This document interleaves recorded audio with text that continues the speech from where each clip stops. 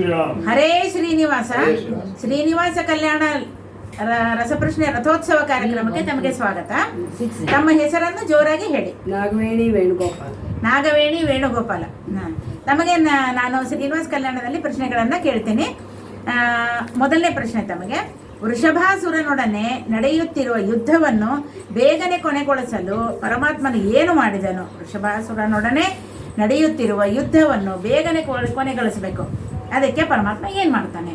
ತನ್ನ ಚಕ್ರದಿಂದ ವೃಷಭಾಸುರನನ್ನು ತಲೆಯನ್ನು ಕತ್ತರಿಸಿ ಬಿಡುತ್ತಾನೆ. ಸರಿಯಾದ ಉತ್ತರ.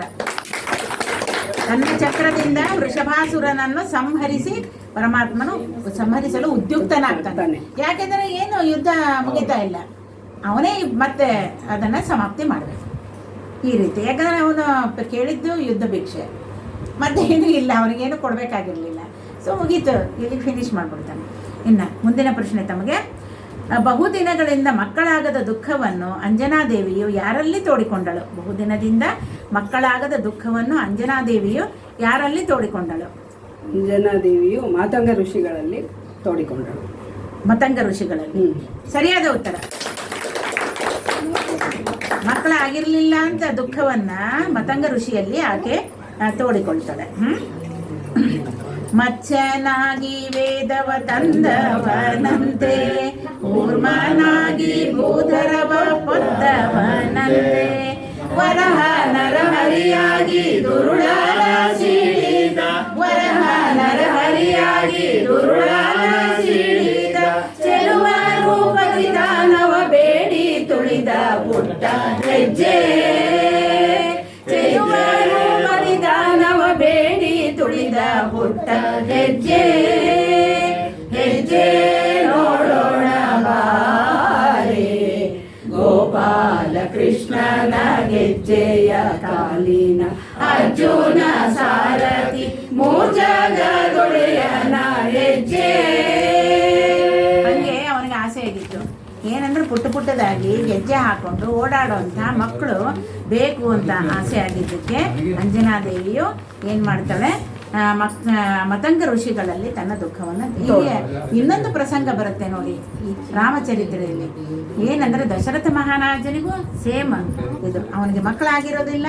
ಅವನು ಏನಂತಂದ್ರೆ ಹಿಂಗೆ ಇದು ಗೆಜ್ಜೆ ಹಾಕೊಂಡು ಓಡಾಡುವಂಥ ಮಕ್ಕಳು ಬೇಕು ಅಂತಂದಾಗ ಏನು 4 ಮಕ್ಕಳನ್ನು ಅವನು ಕೂಡ ಪಡಿತಾನೆ. ಇಲ್ಲೂ ಹಾಗೇನೆ ಅಂಜನಾದೇವಿ ಏನಂದ್ರೆ ಋಷಿಗಳಲ್ಲಿ ತಾನು ತನ್ನ ದುಃಖವನ್ನು ತೋಡಿಕೊಳ್ತಾಳೆ.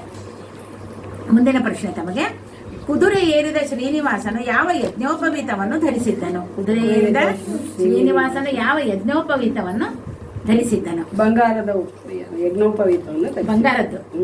ಸರಿಯಾದ ಉತ್ತರ.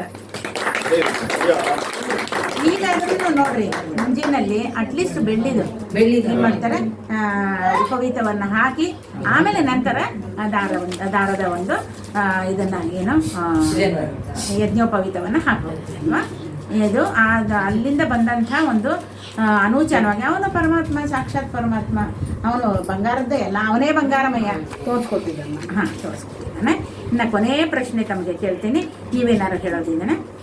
ನಾವು ಮೊದಲೆಲ್ಲ ನೀವು ಕ್ವಿಜ್ ಮಾಡುವಾಗ ನಿಮ್ಗೆಲ್ಲ ಅಸಿಸ್ಟ್ ಮಾಡ್ತಾ ಇದ್ವಿ ಅಷ್ಟೇ, ಭಾಗವಹಿಸಿರ್ಲಿಲ್ಲ. ಯಾವಾಗಲೂ ಅಂದ್ರೆ ಈಗ ಇದರಲ್ಲಿ ಮಾಡ್ತಾ ಇದ್ವಿ, ಏನಾದ್ರು ಗ್ರೂಪ್ನಲ್ಲಿ ಫಸ್ಟ್ ಮೆಟ್ಲೋತ್ಸವ ಬಂದಿದ್ದು ತಿರುಪತಿಲಿ ಕೂತಿದ್ವಿ, ಗ್ರೂಪ್ ಅಲ್ಲಿ ಕೂತಿದ್ವಿ. ನರಸಿಂಹನಲ್ಲಿ ಅಸಿಸ್ಟ್ ಮಾಡ್ತಾ ಇದ್ವಿ. ಶ್ರೀನಿವಾಸ ಕಲ್ಯಾಣಕ್ಕೆ ಕೂತಿದ್ವಿ. ಇವಾಗ ಮತ್ತೆ ಶ್ರೀನಿವಾಸ ಕಲ್ಯಾಣಕ್ಕೆ ಕೂತಿದ್ವಿ. ಕೊನೆ ಪ್ರಶ್ನೆಗೆ ಹೋಗ್ಲಾ? ಆಕಾಶರಾಜನು ಶ್ರೀನಿವಾಸನಿಗೆ ಎಷ್ಟು ಭಾರವುಳ್ಳ ಕೆಚ್ಚಿದ ಕಟಿಸೂತ್ರವನ್ನು ಕೊಟ್ಟನು?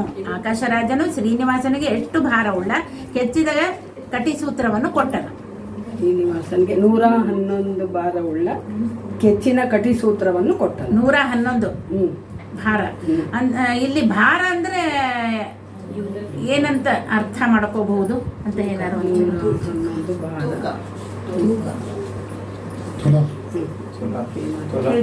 ತೂಕ. ಯಾಕಂದ್ರೆ ಇಲ್ಲಿ ಯಾವಾಗ್ಲೂ ಹಾಗೆ ಹೇಳ್ತಾರೆ, ಇಷ್ಟು ಭಾರ ಉಳ್ಳದ್ದು, ಅಷ್ಟು ಭಾರ ಉಳ್ಳದ್ದು ಅಂತ, ಶತಭಾರ ಉಳ್ಳದ್ದು, ಇದು ಭಾರ ಉಳ್ಳದ್ದು ಅಂತ ಹೇಳ್ತಾರೆ. ಸರಿಯಾದ ಉತ್ತರ 111. ತಾವು ಈ ಶ್ರೀನಿವಾಸ ಕಲ್ಯಾಣ ರಥೋತ್ಸವದಲ್ಲಿ ಪಾಲ್ಗೊಂಡು ಎಲ್ಲಾ ಪ್ರಶ್ನೆಗಳಿಗೆ ಉತ್ತರವನ್ನು ಕೊಟ್ಟು ಮತ್ತು ಎಲ್ಲ ಹಾಡುಗಳೊಂದಿಗೂ ಭಾಗವಹಿಸಿ ತಾವು ಏನಂದ್ರೆ ಈ ಒಂದು ಕಾರ್ಯಕ್ರಮವನ್ನು ಚೆನ್ನಾಗಿ ನಡೆಸಿಕೊಟ್ಟಿದ್ದಕ್ಕೆ ತಮಗೆ ವಿದ್ಯಾಲಯ ಪರವಾಗಿ ಧನ್ಯವಾದ. ಧನ್ಯವಾದ. ನಮ್ಮ ಕಡೆಯಿಂದ